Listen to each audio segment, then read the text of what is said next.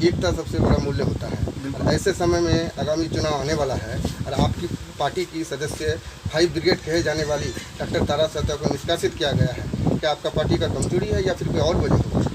नहीं, ऐसा कोई बात नहीं है। हमारी पार्टी सेक्युलर पार्टी है। इसमें सारे तबके, सारे मजहब, सारे कम्युनिटी के लोग जुड़ के हम लोग काम कर रहे हैं। अभी देखिए हमारी पार्टी में पूरे बिहार से सैकड़ों की तादाद में डेली इस पार्टी को ज्वाइन करते हैं। हिंदू, मुस्लिम, सिख, ईसाई सभी भाई ज्वाइन करते हैं। ऐसा नहीं है। डॉक्टर तारा सहता आर्या जी जो पार्टी के नियम कानून को तोड़ी है, इसके लिए हमारे पार्टी आलाकमान उनको पार्टी से निष्कासित किए हैं।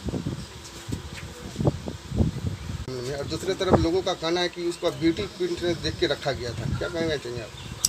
ऐसा नहीं है। तारा सहता आर्या जी एक अच्छी पढ़ी लिखी लेडी है, डॉक्टर हैं। इन सारी चीज़ों को देखते हुए हमारे पार्टी आलाकमान ने उनको पार्टी में जगह दिया था, लेकिन पार्टी के लिए काम भी की। लेकिन वही पार्टी का जो डिसिप्लिन होता है, पार्टी का जो रूल रेगुलेशन होता है, वो उनके खिलाफ काम कर रही थी, जिसके लिए हमारी पार्टी आलाकमान उनको पार्टी से निष्कासित किए हैं।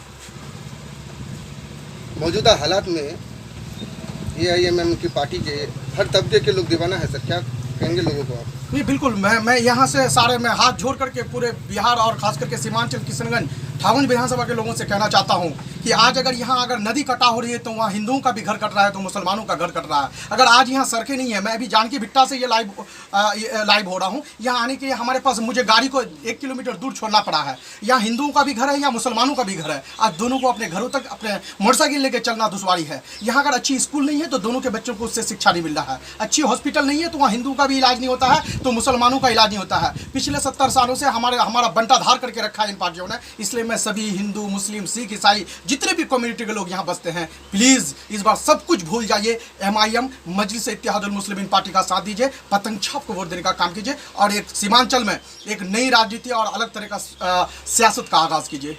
शुक्रिया, बहुत बहुत शुक्रिया। Thank you sir. आप अपने पार्टी के बहुत ही चर्चित चेहरा है सर, क्या कहना चाहेंगे आपके पार्टी के बारे में? मैं यही कहना चाहूँगा कि MIM पार्टी मजलिस इत्तेहादुल मुस्लिमीन पार्टी को इस बार बिहार में और खासकर सीमांचल किशनगंज में इस बार जनाधार दीजिए। सारे लोग वोट दीजिए, क्योंकि ये पिछले 70 सालों से जिन पार्टियों को हम लोगों ने वोट दिया, इन पार्टियों ने यहाँ के लोगों के साथ नाइंसाफ़ी किया और यहाँ के लोगों का इस्तेहसाल किया। आज अभी हम लोग जो बाढ़ प्रभावित एरिया हैं, जहाँ नदी कटाव ज़्यादा हो रही है, ठाकुरगंज प्रखंड और बहादुरगंज प्रखंड के कई एरिया में हम लोग आज घूमे। ये अभी हम लोग जानकी भिट्टा में है, अभी टेलीभिट्टा, फुलगाची, डुमरिया, मिरभिट्टा साइड वगैरह घूमे, लेकिन बहुत बुरा हाल है। अब तक हमारे यहाँ कोई जो फ्लड फाइटिंग का काम जिस हिसाब से होना चाहिए वो भी नहीं हो रहा है।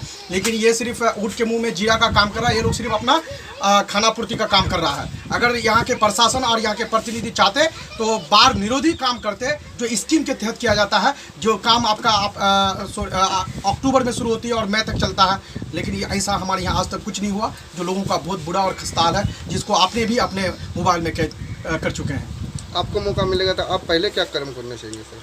पहले अगर मुझे मौका मिलता है, अगर ठाकुरगंज विधानसभा के लोग अपनी मोहब्बतों से, अपने प्यार से, अपने वोटों से अगर मुझे यहाँ के विधानसभा विधायक बनाते हैं, अगर MLA बनाते हैं, तो यहाँ के ठाकुरगंज विधानसभा के सभी लोगों को लेकर के, जिस तरह से यहाँ जो क्योंकि हम नदी के एकदम मुहाने पे हैं, जैसे हिमालय से नेपाल से नदियाँ निकलती है तो हमारे ठाकुरगंज विधानसभा को टच करते हुए बाकी एरिया में जाती है। यहाँ हमारा हर साल लाखों एकड़ हेक्टेयर जमीन नदी में समा जाते हैं। इसके लिए जो महानंदा बेसिन योजना है, इस योजना के लिए सड़क से लेकर सदन तक लोगों को लेकर लड़ने का काम करेंगे और इसको लागू करने के लिए जद्दोजहद करेंगे। उसके बाद यहाँ रोजगार का मसला है, यहाँ रोजगार का कोई व्यवस्था नहीं है। यहाँ तरह तरह के रोजगार का आयाम पैदा करेंगे। आगे बहुत सारी है यहाँ, तो अब तक पिछले 70 सालों से कुछ हुआ नहीं है। समस्याएं बहुत सारी हैं, जो मूलभूत समस्या है, पहले उस पर एक्शन मोड पे हम लोग काम करेंगे।